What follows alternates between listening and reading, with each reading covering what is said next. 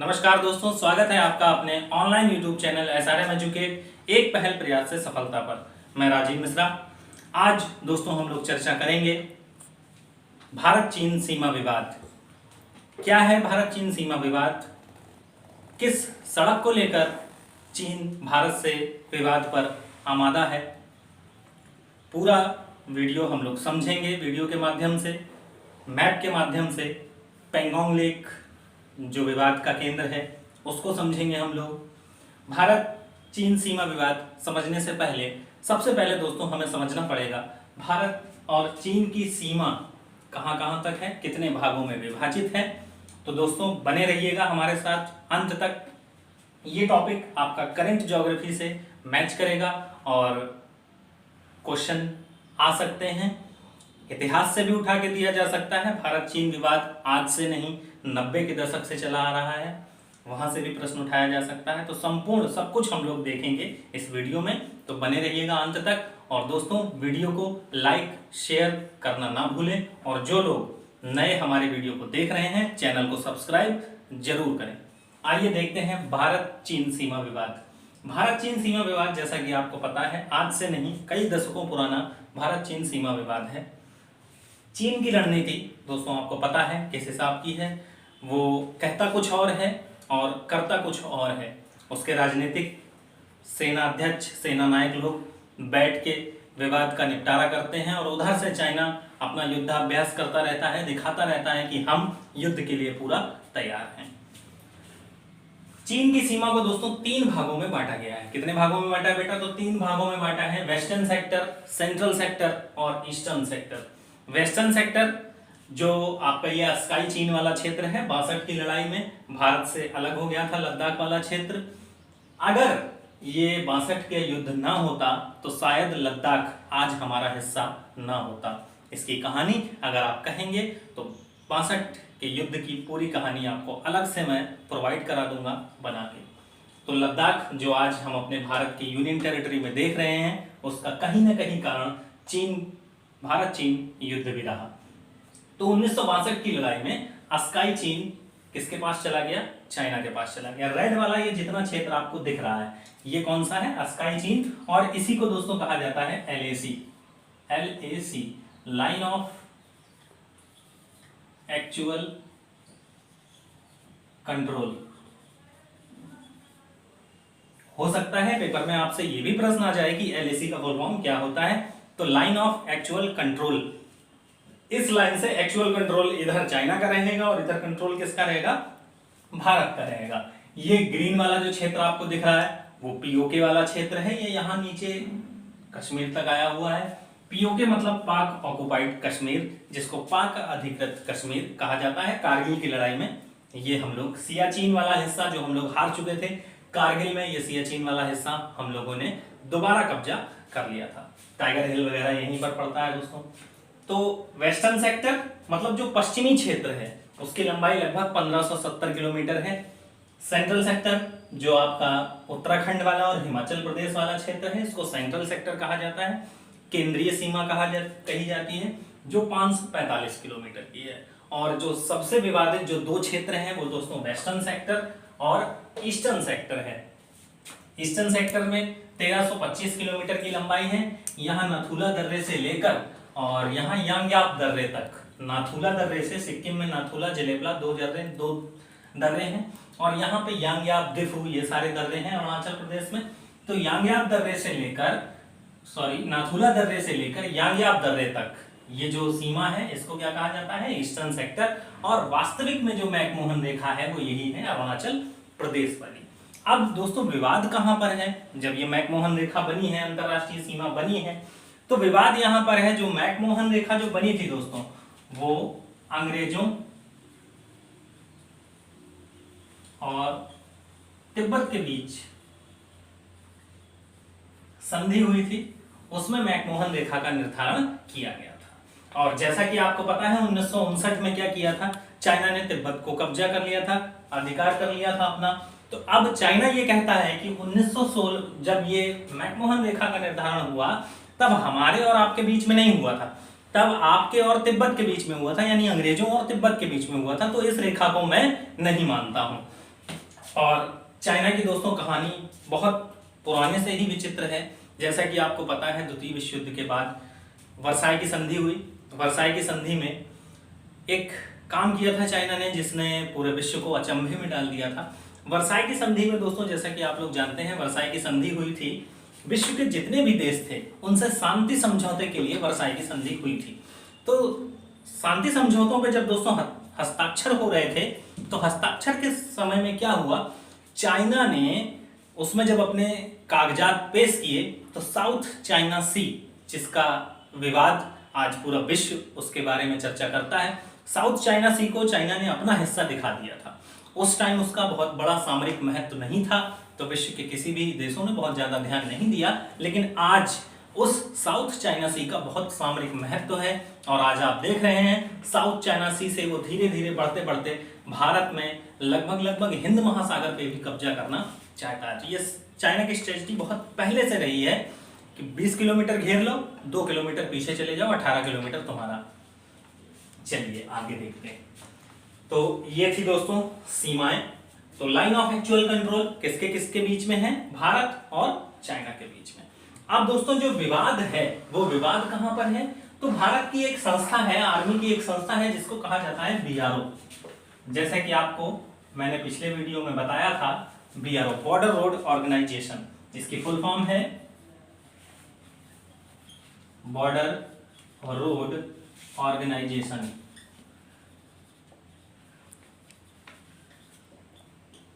Border road organisation, अभी आपने हमारे यहाँ सेना भर्ती वगैरह होती है तो आपने सुना होगा बरेली बीआरओ, असम बीआरओ। तो ये बॉर्डर रोड ऑर्गेनाइजेशन है, ये भारत सरकार की सेना का एक विभाग है जो सड़क निर्माण का कार्य करती है। तो बीआरओ ने दोस्तों एक सड़क बनाई जो लगभग 250 किलोमीटर लंबी है। कितनी है? 250 किलोमीटर लंबी है। और उसने यहां से लेकर सियाचिन के पास दोस्तों एक क्षेत्र पड़ता है,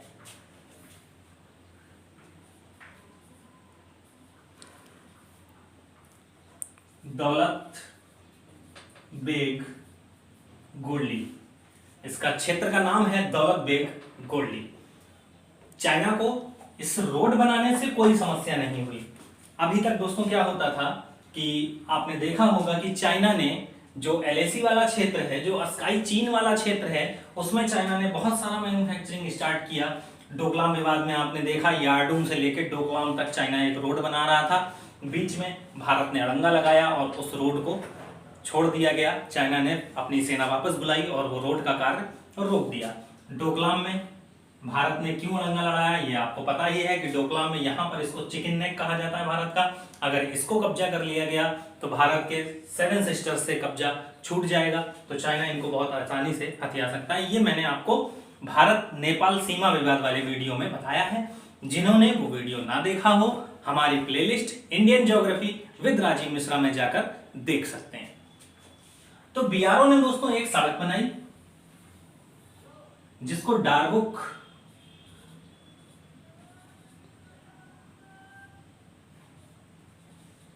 श्योक सड़क कहा जाता है। क्या कहा जाता है दोस्तों? डारबुक श्योक सड़क कहा जाता है। जैसा कि आपको यहां पर पता है, सिंधु नदी ऐसे करके गुजरती है, नदियों वाला भी पार्ट पढ़ाया है। सिंधु की सहायक नदी है दोस्तों श्योक। सिंधु की सहायक नदी कौन सी है? श्योक है। श्योक की सहायक नदी है एक आपकी नुब्रा, और नुब्रा की और श्योक की ही सहायक नदी है गलवान। कौन सी है दोस्तों? गलवान। अभी 6 जून के आसपास जो भारत चीन विवाद चल रहा था वो गलवान घाटी पे चल रहा था, जो गलवान नदी वाला क्षेत्र है वहां पे चल रहा था। अभी सब कुछ दोस्तों हम मैप के माध्यम से भी देखेंगे। तो भारत ने यहां पर एक सड़क बनाई और इस अभियान का नाम रखा विजयक। क्या नाम रखा दोस्तों? विजयक नाम रखा। तो इस अभियान का नाम दोस्तों क्या रखा? विजयक रखा गया। और स्ट्रेटेजिक सड़कों का निर्माण किया गया। किसका निर्माण किया गया? स्ट्रेटेजिक सड़कों का। स्ट्रेटेजिक सड़कें क्या होती हैं दोस्तों? ये आम सड़कों से अलग होती हैं। इनका निर्माण भारतीय सेना करती है। स्ट्रेटेजिक सड़कें चाहे किसी भी मौसम में, कोई भी मौसम हो, बर्फबारी का मौसम हो, बारिश का मौसम हो, कोई मौसम हो, किसी भी स्थिति में ये सड़क युद्ध के लिए हमेशा तैयार रहती है। गर्मी का मौसम हो, सर्दी का मौसम हो, बर्फबारी का मौसम हो, ये सड़कें इस हिसाब से बनाई जाती हैं कि युद्ध के लिए हमेशा तैयार रहें। 90 के दशक में जब अटल जी हमारे यहाँ प्रधानमंत्री थे, 90 के दशक से पहले दोस्तों यहाँ पर स्ट्रेटेजिक सड़कों बनाने का ध्यान किसी का नहीं पहुंचा। 90 के दशक में जब हमारे यहाँ अटल जी प्रधानमंत्री थे तो रक्षा मंत्री थे जॉर्ज फर्नांडिस। आप लोग सब लोग जानते होंगे जॉर्ज फर्नांडिस। जॉर्ज फर्नांडिस हमारे यहाँ रक्षा मंत्री थे।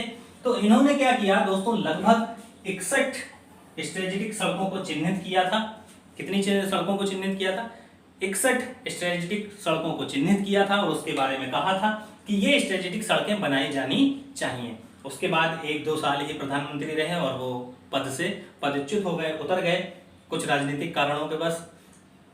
फिलहाल जब सन 2014 में हमारे माननीय प्रधानमंत्री नरेंद्र दामोदर दास मोदी जी दोबारा कुर्सी पर जब बैठे, तब से लेकर आज तक 2019 तक भारतीय सेना ने 75% ये कार्य पूरा कर लिया।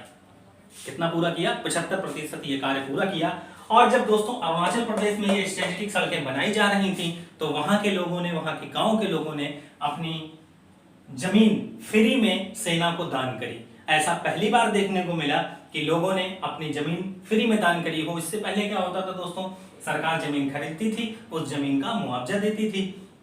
इस बार क्या हुआ, यहाँ के लोगों ने सेना की भलाई के लिए कहा कि हम अपनी जमीन स्वयं दान देते हैं, आप लोग सड़कें बनाइए, और ये सड़कें बनाई गई। उसके बाद अभी फिलहाल में पीआरओ ने, बॉर्डर रोड ऑर्गेनाइजेशन ने 250 किलोमीटर लंबी एक सड़क बनाई, जो कहां तक ले गए दोस्तों, दौलत बेग गोल्डी तक ले गए। और ये दौलत बेग गोल्डी जो स्थान है वो सियाचिन के जस्ट पड़ोस में है। अब दौलत बेग गोल्डी से चाइना को क्या दिक्कत होने लगी? दौलत बेग गोल्डी से चाइना को दिक्कत ये है दोस्तों कि सियाचिन, आपको जैसा कि पता है, विश्व का सबसे ऊंचा युद्ध स्थल। अब भारत की थल सेना पहले ही यहां पर स्थित है, तो कुछ ना कुछ जब युद्ध में आप ऊंचे स्थान पर बैठे होते हैं तो आपको उसका फायदा मिलता है। अब दौलत बेग गोल्डी में क्या हुआ दोस्तों, यहां पर भारत ने अपना एयरबेस बनाया। क्या बनाया? एयरबेस। और यहां पर सबसे पहले भारत ने एक हल्का लड़ाकू विमान उतारा। तो चीनी सेना ने कहा दोस्तों कि कोई दिक्कत नहीं है, वो लोग अपना हल्का सा विमान उतरा है 30-40 व्यक्तियों का। इसके बाद दोस्तों क्या हुआ, भारतीय वायुसेना ने एक विश्व को अचंभित करने वाला कारनामा किया, C-17 विमान उतारा। यहाँ पर कौन सा विमान उतारा? C-17। हाल फिलहाल में भारतीय सेना परिवहन हर प्रकार से सबसे बड़ा विमान है ये C-17। अभी आप लोग वीडियो में इसको देखेंगे, इसकी फोटोज भी दिखाऊंगा।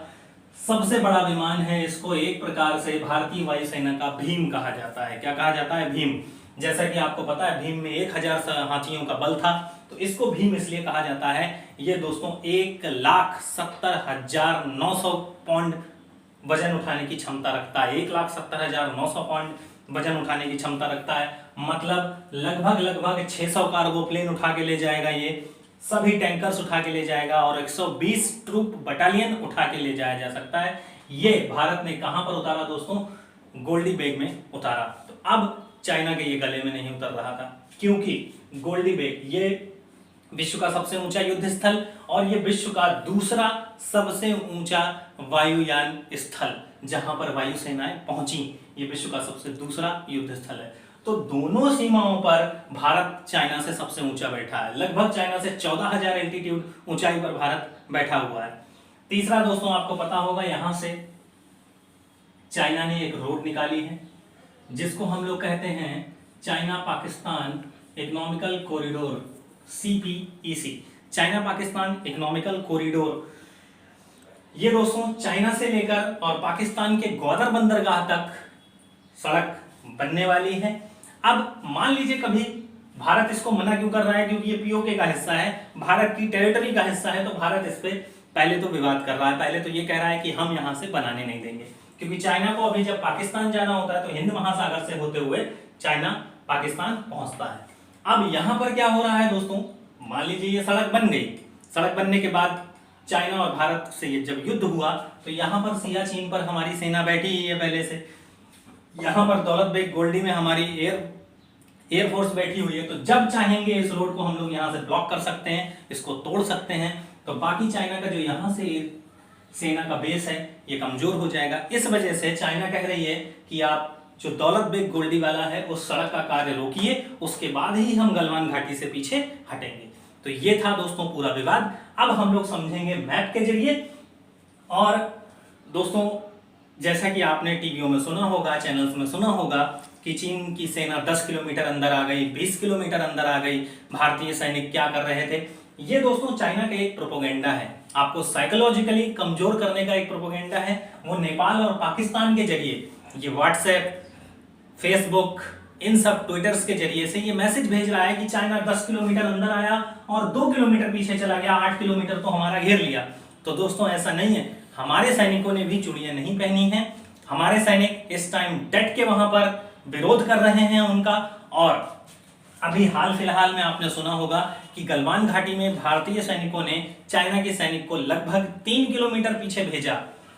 अभी आपको दोस्तों वीडियो के माध्यम से मैं दिखाऊंगा, जो पैंगोंग सो लेक है उसमें फिंगर्स हैं, पहाड़ ऐसे करके आते हैं जो पैंगोंग से लेक के पास। तो 1 2 3 4 5 8 फिंगर्स हैं, जिसमें से फिंगर नंबर 8 तक भारतीय सेना सैनिक गतिविधि रहती है और फिंगर 4 तक चाइना की सैनिक गतिविधि रहती है।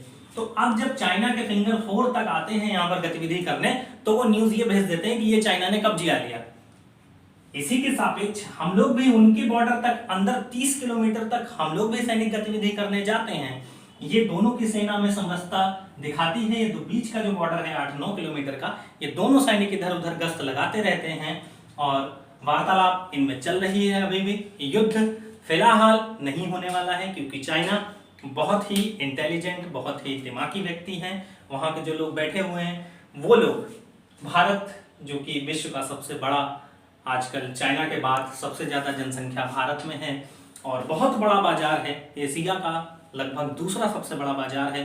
तो इकोनॉमिकल घाटा चाइना नहीं उठाना चाहेगा। तो आइए अब समझते हैं मैप्स के माध्यम से। तो ये है दोस्तों भारतीय वायुसेना का C-17 विमान, जो सबसे बड़ा परिवहन विमान है।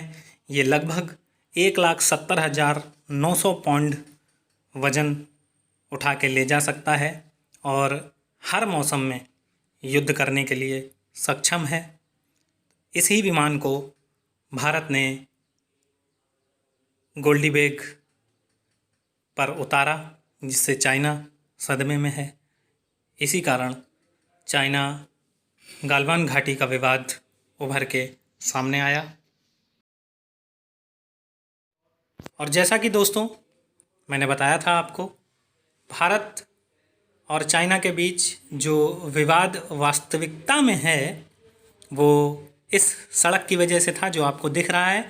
ये लेह से लेकर और दौलत बेग गोल्डी तक स्थित है। और आपको दिख रहा होगा साइट ऑफ चाइनीज़ इंस्ट्रक्शन, ये राखी नाला जहाँ पर चाइना की साइट है। और ये जो दौलत बेग है दोस्तों, ये विश्व का सबसे ऊंचा एयरबेस बनने जा रहा है। इस वजह से भारत और चाइना के बीच बहुत बड़ा विवाद उभर के आ रहा है सामने। और जैसा कि मैंने आपको बताया था, ये काम 90 के दशक में शुरू हो गया था। हमारी BRO संस्था ने, BRO ने ये 250 किलोमीटर लंबी रोड क्या करा है दोस्तों, बना दिया है। लगभग इसका 80% काम ये लोग पूरा कर चुके हैं और अब कुछ ही काम बचा है और ये रेड बहुत जल्दी शुरू होने वाली है। ये कैसी रोड है दोस्तों, तो ये स्ट्रेटेजिक रोड है जो इसका कार्य शुरू होने वाला है। दूसरी जो चाइना के लिए सबसे चिंताजनक बात थी दोस्तों, वो ये थी कि चाइना के लिए लिंक रोड बना दिया है भारत ने, जो स्काई चीन तक जाएगा। और ये जो मैप आप दोस्तों देख पा रहे हैं, ये मैप आपको मैंने जैसा बताया था, चाइना पाकिस्तान इकोनॉमिकल कॉरिडोर, जो कि भारत से होकर निकल रहा है, जो कि POK के अधिकृत जो भारत है, पाक ऑक्युपाइड जो कश्मीर है, वहाँ से निकल रहा है। और ये काशगर से होकर ये ग्वादर बंदरगाह, पाकिस्तान में एक बंदरगाह है दोस्तों, ग्वादर बंदरगाह, वहाँ तक जाएगा। हमारे इस्लामाबाद, लाहौर से होता हुआ ये ग्वादर बंदरगाह तक पहुँचेगा। तो इस पर भारत ने इसका विरोध जताया है। तो आशा करते हैं दोस्तों आपको ये वीडियो पसंद आया होगा, समझ में आया होगा। तो दोस्तों अगर वीडियो आपको समझ में आया हो तो वीडियो को लाइक और शेयर करना बिल्कुल मत भूलिएगा। और ऐसे ही लगातार आपको करंट के मुद्दे पे ज्योग्राफी से रिलेटेड जो भी पॉइंट्स होंगे मैं आपको लगातार देता रहूंगा। तो दोस्तों मिलते हैं हम लोग नेक्स्ट वीडियो में, तब तक के लिए नमस्कार, जय हिंद, जय भारत।